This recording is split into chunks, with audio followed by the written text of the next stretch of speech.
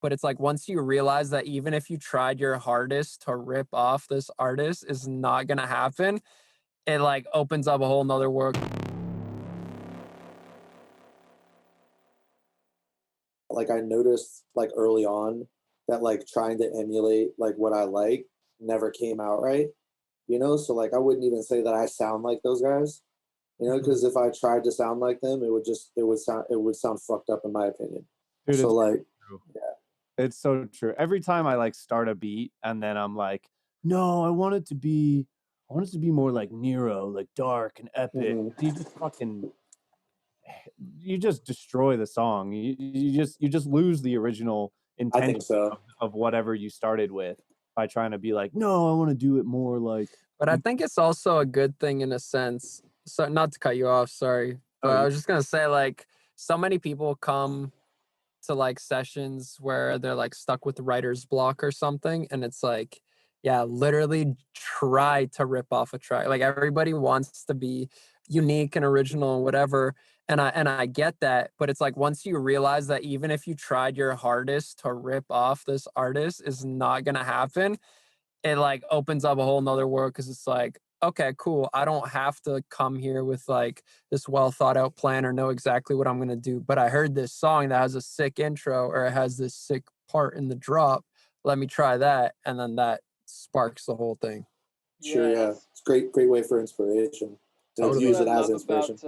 That's what I love about doing that like arrangement exercise that they teach at the dojo, where it's like, you know, you come at this song and I'm gonna make a song like this, but it's not, you don't end up making anything like that song. You copy the tempo and the general arrangement, like this is how long the intro is and this is how long the drop is, and like, you know, okay, it's got a halftime backbeat and a swung groove, like, and you copy those like underlying properties of the track, but then by the time you like start pulling sounds in and anything that could be, you know, like the face or anything memorable about the song ends up being completely yours anyways. 100%. Yeah, like all you need is the kick and the snare.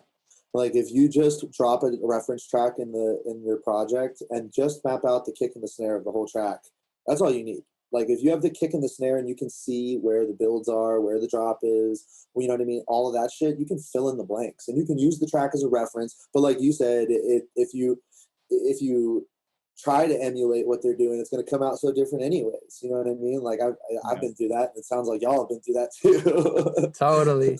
Yeah, I really think I actually really like that, by the way, like just putting in the kick and the snare, because it gives you a bit more of like the blueprint. The blueprint of the groove too, like where the ups and downs are, and like how you're gonna dance to it. Yeah.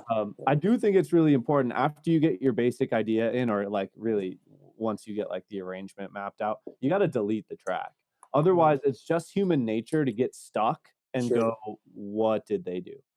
And what you've put in already and what they had likely aren't the exact same enough for you to also add exactly what they added, right? So you end up kind of chasing yourself down the wrong path if you copy that reference too much. So I always say, load the track in.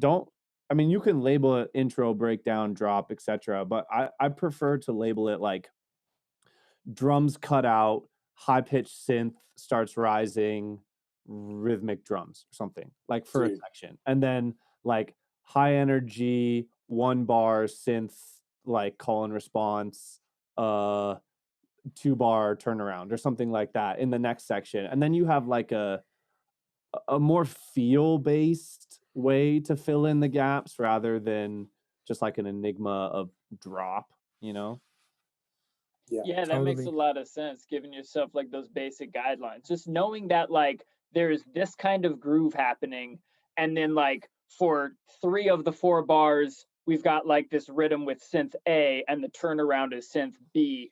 And like just knowing that like that's the general vibe you're giving the listener, and then taking it wherever your mind and even more importantly, the sounds you have on hand are gonna go. Like, because you got to follow what the sounds you actually have can do and can do well. You got to let them tell the story for you. I like it. Wow, humans, what an episode. Big thanks to SEDA for being on. Make sure you go join his Facebook group community, SEDA Heads. That link will be in the bottom, but it's SEDAHEADZ. Now, again, big thanks to the Producer Dojo. That's the best place to learn music production online. All three of our illustrious hosts are senseis, aka mentors there. The approach with Seth Drake, where all of us have learned to really hone our high level engineering skills, and Gvngaroo Records music distribution, home of unlimited distribution for under $10, where I Trap Jesus have just recently released my Merry Trapsmith EP. You can find that anywhere. Thanks so much, humans. As always, subscribe, like, share, rate, review, all those good things to let the people know that this show is awesome. If you love us, you know we love you. Let the people know. All right? Peace and peace among worlds.